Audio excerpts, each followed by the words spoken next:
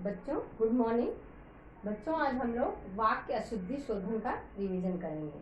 वाक्य अशुद्धि शोधन क्या होता है कि वाक्यों में किसी कारण से कोई अशुद्धता होती है, करेक्ट सही से नहीं बोले जाते हैं या लिखे जाते हैं, उसी को वाक्य की अशुद्धि कहते हैं। जैसा कि आप जानते हैं कि मनुष्य एक सामाजिक प्राणी है और मनुष्य जो है अपने मन के भाव और विचारों को भाषा के माध्यम से व्यक्त करता है। भाषा जो है वाक्य शब्द और वर्ण के मिल से बनती है। वाक्य शब्द और वर्ण के कुछ नियम होते हैं, जिन नियमों का पालन करके ही हम किसी भी भाषा को मानक रूप देते हैं।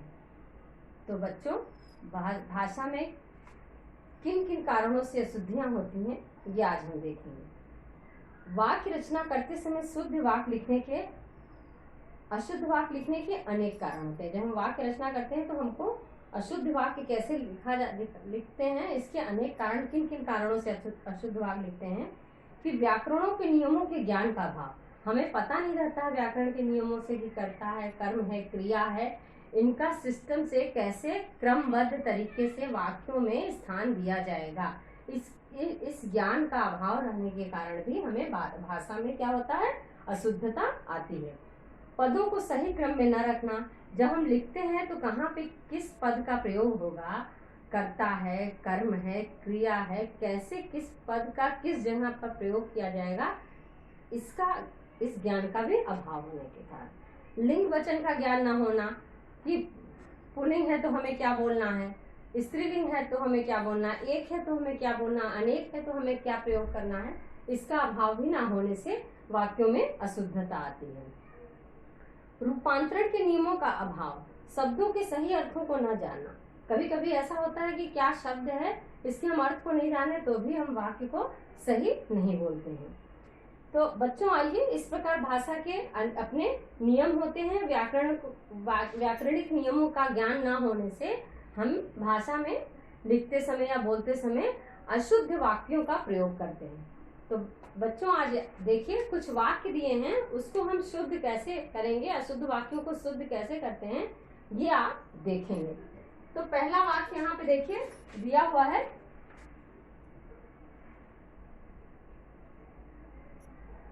एक चाय का कप ला दो। ठीक है, ये वाक्य जो है ये अशुद्ध है, लेकिन क्या उसके यहाँ एक चाय का कप ला दो क्या होगा, चाय का एक कप ला दो, चाय का एक कप ला दो। ये क्या है, ये शुद्ध हो गया। तो ये भाषा का शुद्ध रूप है, एक चाय का कप ला दो, चाय का एक कप ला दो। नेक्स्ट है, गाय का गुणकारी दूध होता है। गाय का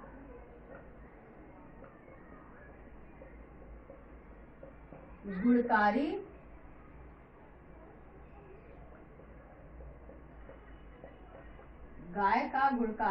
दूध होता है। ये वाक्य जो है अशुद्ध है। इसका क्या होगा, गाय का गुणकारी दूध होता है, नहीं क्या होगा, शुद्ध वाक्य, गाय का दूध गुणकारी होता है। गाय का दूध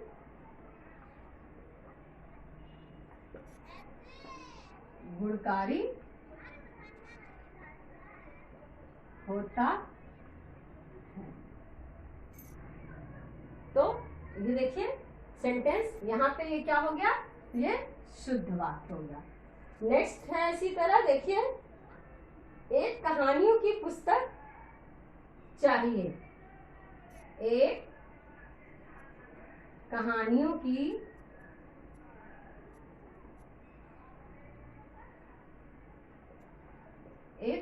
की पुस्तक चाहिए। एक कहानी की पुस्तक चाहिए, क्या सही लग रहा है ये बात? एक कहानी की पुस्तक चाहिए, एक कहानी की पुस्तक नहीं, क्या बोलेंगे, कहानियों की, ये सेंटेंस करेक्ट करके लिखेंगे, कहानियों की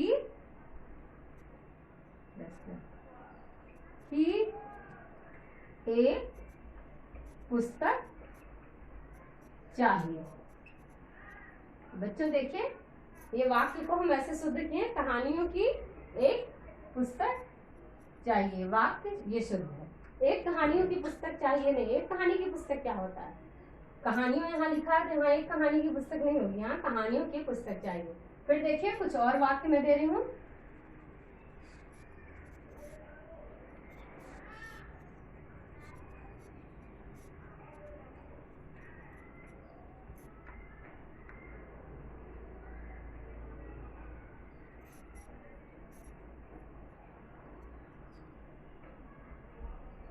जैसे देखिए, खरगोश को काटकर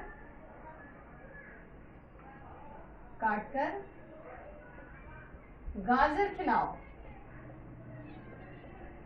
खरगोश को काटकर गाजर खिलाओ। ये वाक्य क्या है? अशुद्ध है। ये वाक्य अशुद्ध वाक्य है। यहाँ पे हम क्या लिखेंगे कि गाजर काटकर खरगोश को खिलाओ। शुद्ध क्या होगा? गाजर काटकर खरगोश को खिलाओ।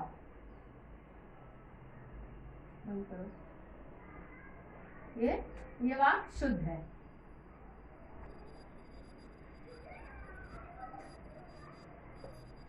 पद क्रम संबंधी अशुद्धि। देखिए यहाँ पे वाक्यों में अब मैं बता रही हूँ कि कैसे वो जनरल वाक्य था। अब यहाँ पे इस वाक्य में देखिए पद क्रम संबंधी अशुद्धि। क्या अशुद्धि है? यह असली गाय का दूध है। यह असली गाय का दूध है। ये वाक्य जो है अशुद्ध है। ठीक, तो यहाँ पे क्या होगा? यह गाय का, इसकी जगह पे देखिए पद क्रम गलत लिखा हुआ है। यह गाय का असली दूध है। कर्ता क्रिया कर्म का कहाँ प्रयोग करना है, इसमें अशुद्धियां हैं। नेक्स्ट है, एक पानी से भरा गिलास लाओ। एक पानी से भरा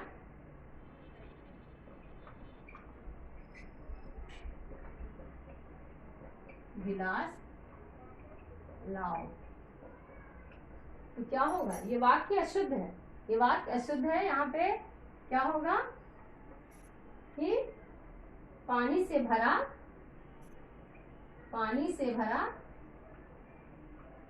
एक गिलास लाओ।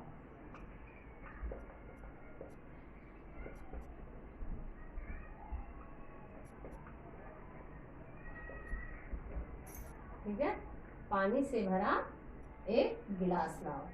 तो बच्चों, इन वाक्यों में पद क्रम संबंधी अशुद्धियां थी। पद क्रम को सही से प्रयोग नहीं किया गया था, इससे ये वाक्य अशुद्ध था।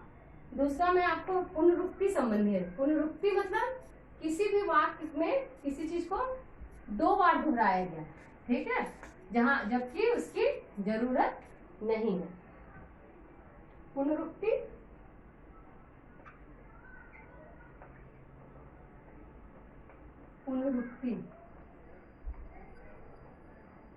संबंधी अशुद्धियां, जैसे मुझसे बेकार व्यर्थ की बातें मत करो।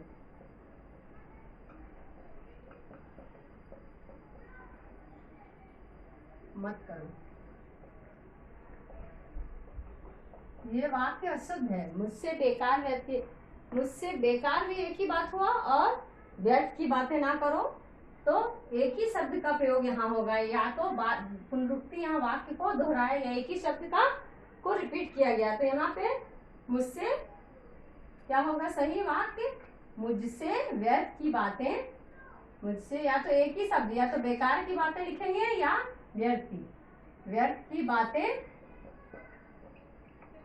मत करो। मुझसे व्यर्थ की बातें मत करो। दोनों में से एक ही वाक्य सही होगा। नेक्स्ट है, देखिए, मुझे केवल यही पुस्तक चाहिए। मुझे केवल यही पुस्तक चाहिए।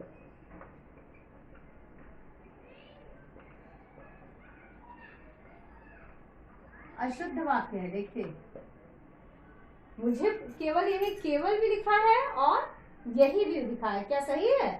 नहीं सही है। मुझे केवल यही में क्या क्या एक ही शब्द का प्रयोग है। मुझे यही का मतलब हो गया कि यही पुस्तक चाहिए। यहाँ केवल लिखने की कोई जरूरत नहीं है, ये वाक्य शुद्ध हो गया। यहाँ पुनरुक्ति की बात दो एक ही शब्द के प्रयोग के लिए दो शब्द को लिखा गया है। नेक्स्ट है, सज्जन पुरुष सबका भला चाहते हैं। सज्जन पुरुष सबका भला चाहते हैं।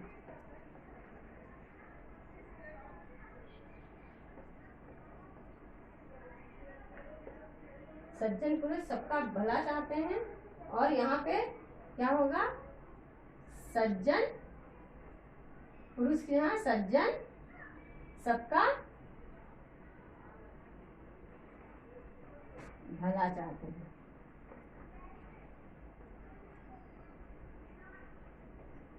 सज्जन पुरुष लिखने की जरूरत नहीं, सज्जन में भी सज्जन पुरुष ही आ जाएंगे।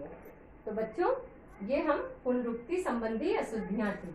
यहाँ पर देखिए, यहाँ पे पुनरुक्ति सब क्या है? यहाँ व्यर्थ और बेकार, केवल यही, यहाँ पे लिखा है केवल का भी प्रयोग हुआ है और यही का भी प्रयोग हुआ है, और मुझे यही पुस्तक चाहिए। तो यहाँ पे हम इसको हटा के सज्जन पुरुष देखेंगे। नेक्स्ट हम क्या पढ़ेंगे? संज्ञा संबंधी।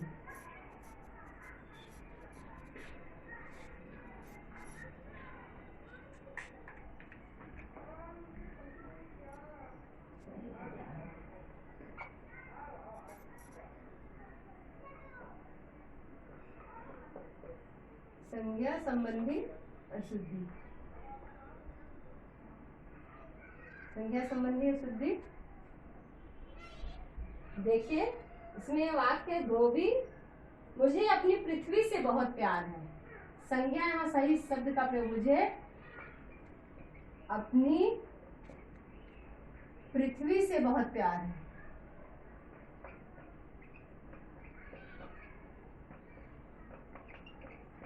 बहुत प्यार है, अशुद्ध है। देखेंगे, क्या कोई लिखता है, बोलता है क्या बातचीत की भाषा में कि हम पृथ्वी बोलते हैं? नहीं बोलते हैं। क्या बोलते हैं? मुझे किससे प्यार है? मुझे अपनी मातृभूमि से। पृथ्वी को हम क्या बोलेंगे यहाँ पे बोलचाल की भाषा में? पृथ्वी से नहीं प्यार है, मुझे अपनी मातृभूमि से बहुत प्यार है। ये वाक्य शुद्ध हो गया, और मुझे अपनी मातृभूमि से बहुत प्यार है। नेक्स्ट देखिए, संज्ञा संबंधी अशुद्धि में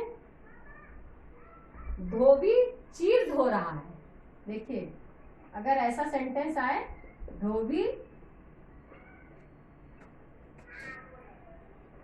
चीर धो रहा है, तो क्या वाक्य सही है? यह शुद्ध वाक्य है।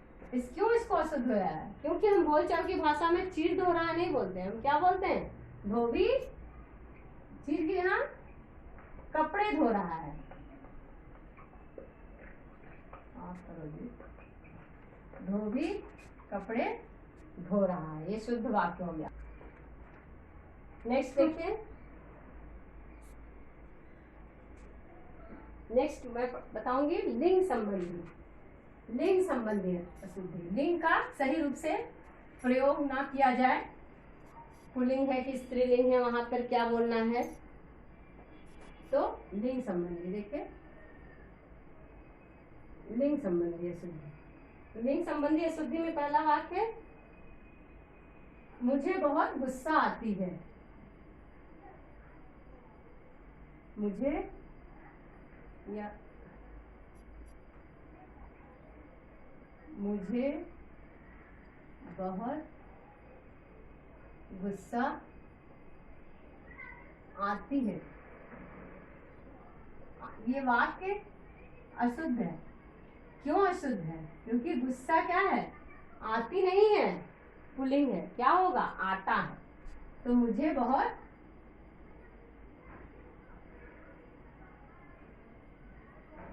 गुस्सा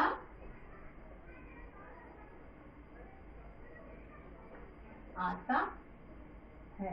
ये वाक्य शुद्ध हुआ। नेक्स्ट देखिए लिंग संबंधी में, लगता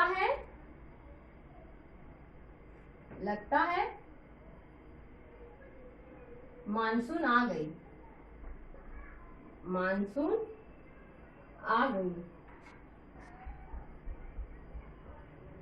ये वाक्य अशुद्ध है।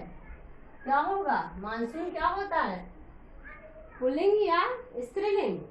मानसून को हम क्या बोलते हैं? आ गया। लगता है मानसून आ गया है। लिंग संबंधी अशुद्धि में देखिए ये शुद्ध वाक्य है। ऊपर वाला आ गई नहीं होगा, आ गया होगा। नेक्स्ट है लिंग संबंधी में एक और देखिए,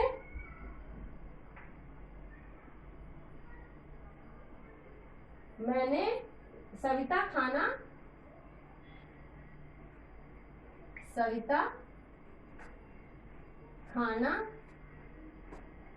खा रहा है। सविता लड़की का नाम है, लड़के का नहीं। ठीक है? सविता क्या है? स्त्रीलिंग है, पुल्लिंग नहीं है। तो सविता को हम क्या करेंगे? खा रहा है नहीं, सविता खाना खा रही है। यहाँ पे खा रहा है नहीं होगा, खा रही है। ये वाक्य जो है ये शुद्ध हो गया। तो बच्चों देखिए, पहला मुझे बहुत गुस्सा आती है अशुद्ध है, मुझे बहुत गुस्सा आता है शुद्ध हो गया। लगता है मानसून आ गई, ये अशुद्ध है, और लगता है मानसून आ गया, ये शुद्ध है। सविता खाना खा रहा है अशुद्ध, और सविता खाना खा रही है, ये शुद्ध वाक्य है। नेक्स्ट हम देखेंगे वचन संबंधी। वचन संबंधी क्या अशुद्धि है कि एक वचन द्विवचन का, एक वचन बहुवचन का प्रयोग कैसे किया गया है, सॉरी द्विवचन नहीं, बहुवचन का प्रयोग कैसे हुआ है, सही कि हम उसको शुद्ध या अशुद्ध बताएंगे कि वचन संबंधी अशुद्धि।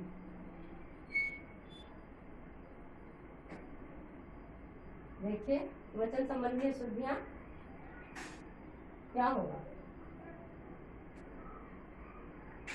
दो लड़का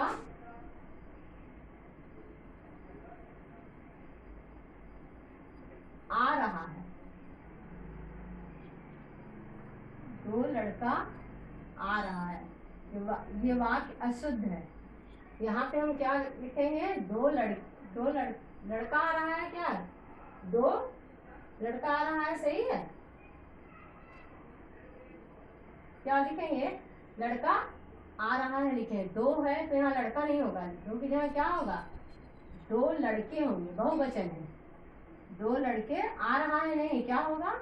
आ रहे हैं। ठीक है, ये वाक्य शुद्ध हो गया, शुद्ध वाक्य है।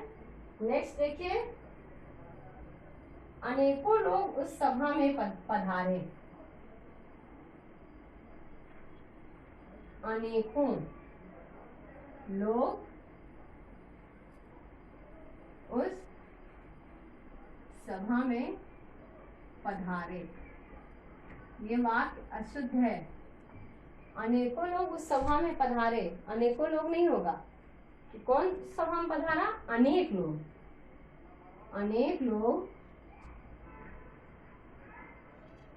उस सभा में अनेकों लिखने की जरूरत नहीं है। अनेक तो खुद ही बहुवचन है, अनेकों लिखने की जरूरत नहीं है। हाँ, अनेक लोग उस सभा में पधारे। ये वाक्य शुद्ध हो गया। एक और उदाहरण देखें। एक उदाहरण है, वर्षाएं हो रही हैं। क्या इसको हम शुद्ध करके लिखेंगे? वर्षाएं हो रही हैं, वाक्य अशुद्ध है, तो वर्षाएं नहीं बोलते हैं, क्या बोलते हैं? वर्षा हो रही है। ठीक, ये वाक्य शुद्ध हो गया। तो बच्चों देखिए, वचन संबंधी अशुद्धि में दो लड़का, तो लड़का यहाँ नहीं होगा, यहाँ पे क्या होगा? दो की जगह दो लड़का की जगह लड़के होगा।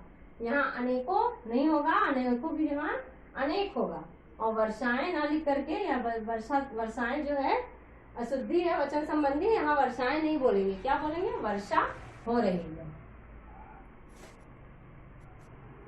नेक्स्ट देखेंगे कारक संबंधी अशुद्धि।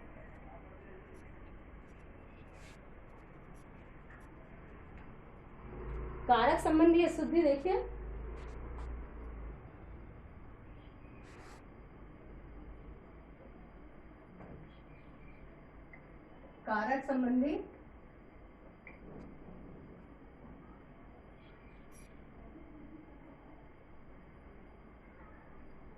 कारक संबंधी अशुद्धि। तो पहला क्या है? राधा का माता जी आने वाली है। राधा का माता जी आने वाली है।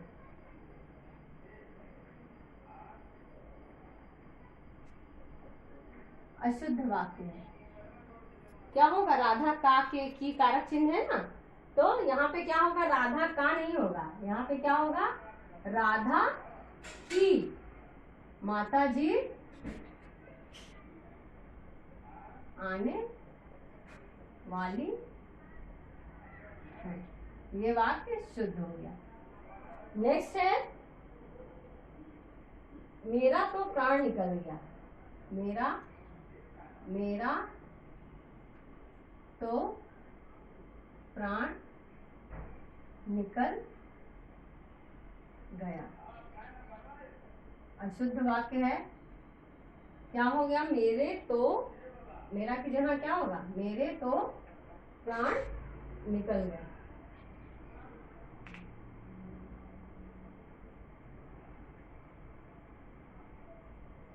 निकल गए, यहाँ पे ये वाक्य शुद्ध हो गया। तो बच्चों, आज हम लोगों ने इतना पढ़ा।